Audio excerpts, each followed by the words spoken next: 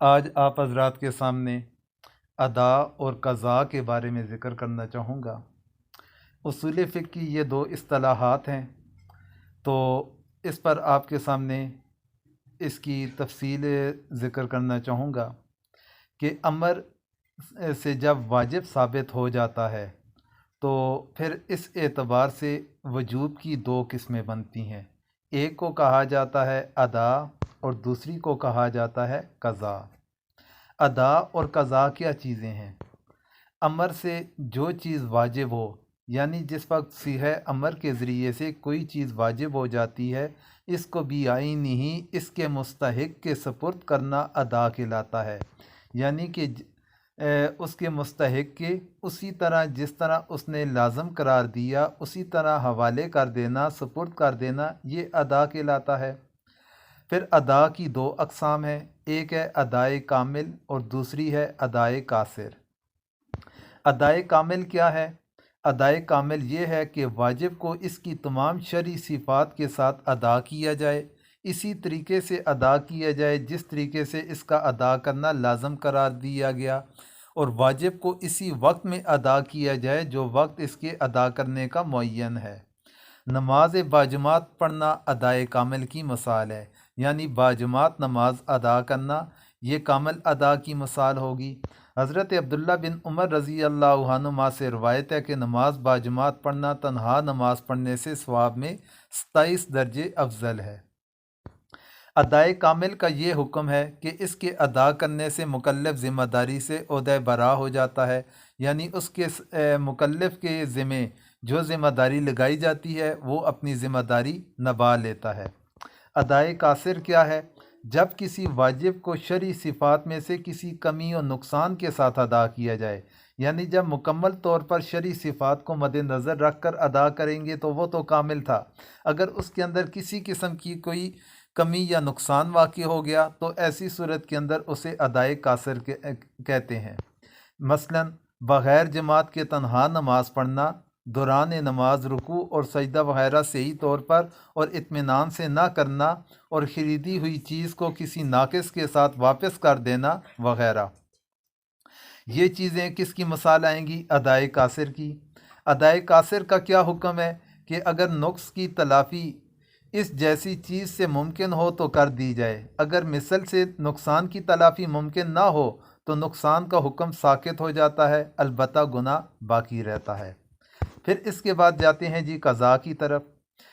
تو امر سے جو چیز واجب ہو اس کے مثل کو اس کے مستحق کے سپرد کر دینا قضا کہلاتا ہے، یعنی بھی آئینی وہ نہیں بلکہ اس کے مثل کے ساتھ اس کے مستحق کے سپرد کر دینا، یہ قضا کہلاتا ہے۔ قضا کی دو اقسام ہیں، جس طرح کامل کی دو اقسام تھیں، قضائے کامل ادا کی جس طرح دو اقسام تھی، اسی طرح قضا کی بھی دو اقسام ہیں، قضائے کامل اور قضائے قاصر۔ قضائے کامل اس سے مراد یہ ہے کہ کسی واجب کے مثل کو صورت اور معنی دونوں طرح اس کے مستحق کے سپرد کر دینا، یعنی کہ اس کے کسی واجب کو واجب کے مثل کو صورت اور معنی دونوں طرح، صورت بھی ایک ہو اور معنی بھی اس کا ایک ہو، اس کے مستحق کے سپرد کر دینا۔ جیسے روزے کی قضا روزے سے اور نماز کی قضا نماز سے ہوتی ہے۔ اب اس کے اندر معنی بھی وہی ہے کہ جب ہم قضا روزہ رکھیں گے یا نماز کی قضا کریں گے، اس کی صورت بھی وہی بن رہی ہے اور اس کا معنی بھی وہی بن رہا ہے۔ اگر کسی شخص نے 10 کلو گندم غصب کر کے ضائع کر دی تو وہ 10 کلو گندم واپس کرنے کا پابند ہوگا۔ اب یعنی گندم ضائع ہوئی تھی تو اب گندم ہی اسے واپس لٹائے گا، تو یہ قضائے کامل آ جائے گا۔ قضائے قاصر کیا ہے؟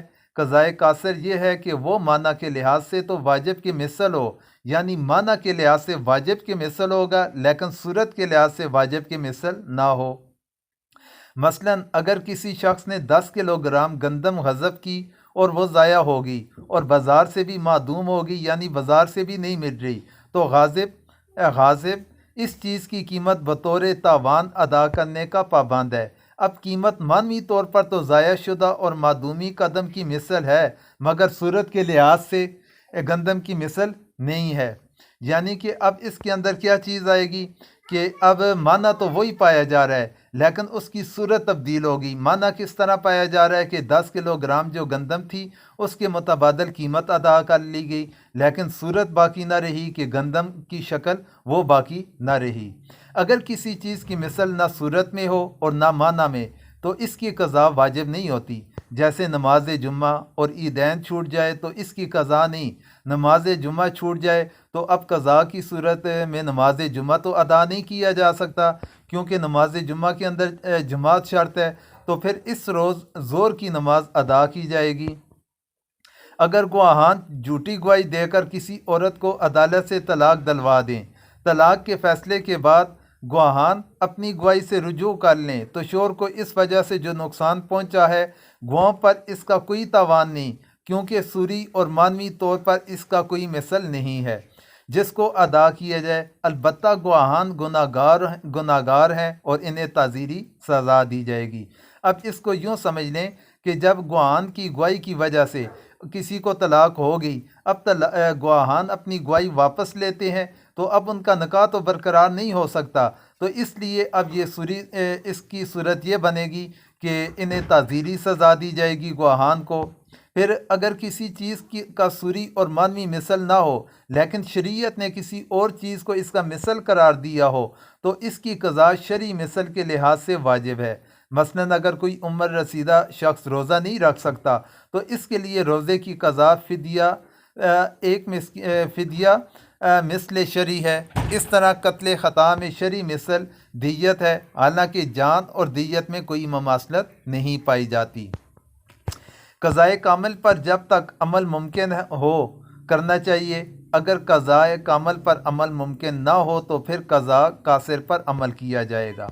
ادائے قضا کی دیگر احکام جس سبب سے ادا واجب ہوتی ہے اسی سبب سے قضا واجب ہوتی ہے، یہ رائے احناف کی ہے۔ مثلاً نماز کی فرضیت کے بارے میں نص قرآن سے ثابت ہے وَأَقِیمُوا الصَّلَاةَ، اور نماز قائم کرو۔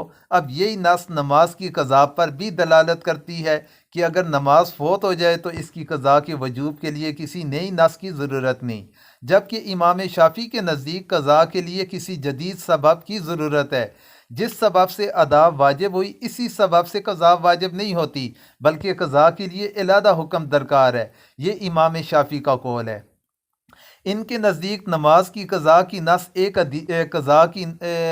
ایک حدیث ہے جسے حضرت انس بن مالک نے حضور سے روایت کیا کہ آپ نے فرمایا من ناسی صلاۃ فلیصلی اذا ذکر، جو شخص کسی نماز کو بھول جائے تو اسے چاہیے کہ جب یاد آئے تو پڑھ لے۔ امام شافعی فرماتے ہیں کہ قضا کے لیے علیحدہ نص ضروری ہے، جبکہ احناف کہتے ہیں کہ قضا کے لیے علیحدہ نص کی ضرورت نہیں ہے۔ تو یہ تھے ادا اور قضا کے لحاظ سے تفصیلی احکامات جو آپ کے سامنے میں نے ذکر کیے۔ پھر اسی طرح ادا کے لیے قدرت کی شرط، کسی فعل کے وجوب کے لیے مکلف میں قدرت و استطاعت کی شرط کا پایا جانا ضروری ہے۔ اب ادا کے لیے جو قدرت کی شرط ہے تو اس قدرت کے متعلق انشاءاللہ میں علیحدہ ویڈیو بنا کر آپ حضرات کے سامنے شیئر کروں گا، تو کیونکہ یہ ویڈیو زیادہ طویل ہوتی جا رہی ہے تو اسی کے ساتھ اجازت چاہوں گا۔ آخر کے اندر آپ تمام مرد و خواتین سے دعا کی درخواست ہے۔